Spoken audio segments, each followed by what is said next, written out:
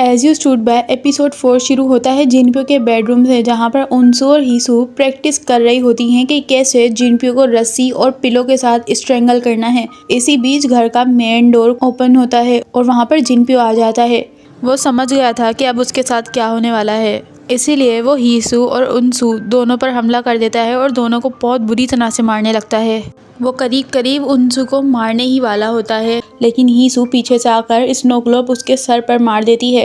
अब हीसू का गुस्सा उसे मजबूर करता है और वो स्नो ग्लोब जब तक उसके सर पर मारती रहती है जब तक कि जिनप्यो मर नहीं जाता। अब हीसू का गुस्सा पकड़े जाने के डर में बदल जाता है। वो हर जगह ब्लड की हेलुसिनेशंस देखने लगती है, उन सरफेस पर भी जहाँ कुछ भी टच नहीं हुआ था। तब उनसू सिचुएशन को कंट्रोल करती है। वो दोनों मिलकर घर की साफ सफाई करती हैं और जांग कांग से नेक्स्ट स्टेप को कंफर्म करती हैं। नीचे वाली नेबर को हीसू के घर से आवाजें आ रही थी, इसलिए वो हीसू को चेक करने जाती है, मगर हीसू उसे वापस भेज देती है। उस औरत ने जाते हुए हीसू की ड्रेस पर और उनसू के सॉक्स पर ब्लड देख लिया था, फिर भी वो सब कुछ नजरअंदाज कर देती है और फैसला करती है कि कुछ टाइम के लिए अपने हस्बैंड और बच्चे के साथ बाहर चली जाएगी। इसी वक्त चाइनीज वर्कर की टीम डिनर कर रही होती है और सोबेक जांग कांग से उनसू के बारे में पूछने की कोशिश करता रहता है, लेकिन जांग कांग बिल्कुल जाहिल बन जाता है और बात को टाल देता है और सोबेक उससे ज्यादा पुश भी नहीं कर सकता था। अब सीन शिफ्ट होता है नेक्स्ट मॉर्निंग पर, जहाँ पर जांग कांग हीसू के घर आ गया था। हीसू छुप जाती है और जांग बिल्कुल अंधेरे में था कि उस अपार्टमेंट में क्या हुआ है। वो सूट पहनता है और जिनप्यो की वॉच और अपने आप को जिनप्यो में डिस्गाइज कर लेता है।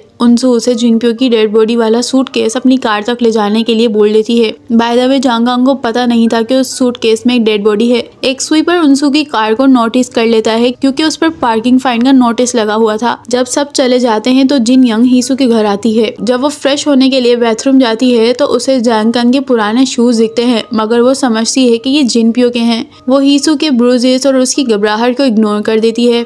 टिश्यू पर ब्लड देखती है, मगर वो सोचती है कि शायद उसके यूनिफॉर्म से लग गया हो। क्रैक्ड स्नो ग्लोब देखकर भी वो यही समझती है कि जिनप्यो ने हीसू को मारा होगा। जिन यंग खुद एक प्रेसिडेंटल ऑफिस इवैल्यूएशन से गुजर रही होती है, जहां फैमिली बैकग्राउंड चेक होता है। परेशान होकर वो जिनप्यो को टेक्स्ट कर देती है कि थोड़ा लो प्रोफाइल रख के अपने अफेयर्स और अब्यूज को देखे जब तक कि वो सिलेक्ट नहीं हो जाती। मगर फोन तो उनसू के पास होता है। वो टेक्स्ट को देख लेती है और उन सब टेक्स्ट को डिलीट करके जांग कांग को दे देती है।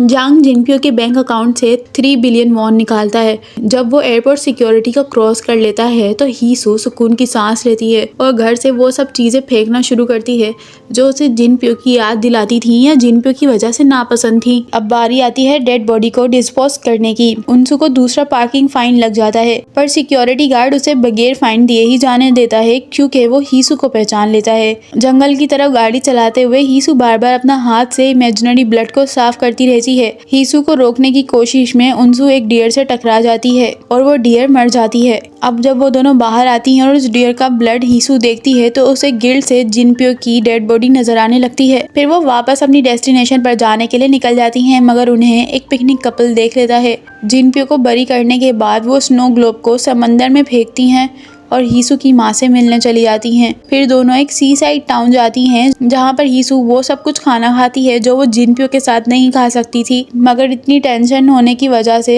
हीसू की तबीयत खराब होने लगती है। और वेट करते हुए उनसू को पता चलता है कि रेस्टोरेंट की सीसीटीवी उन पर फोकस्ड है। मूड को ठीक करने के लिए उनसू फायर क्रैकर्स ले आती है और वो चीजें जो वो दोनों कॉलेज में लिया करती थी।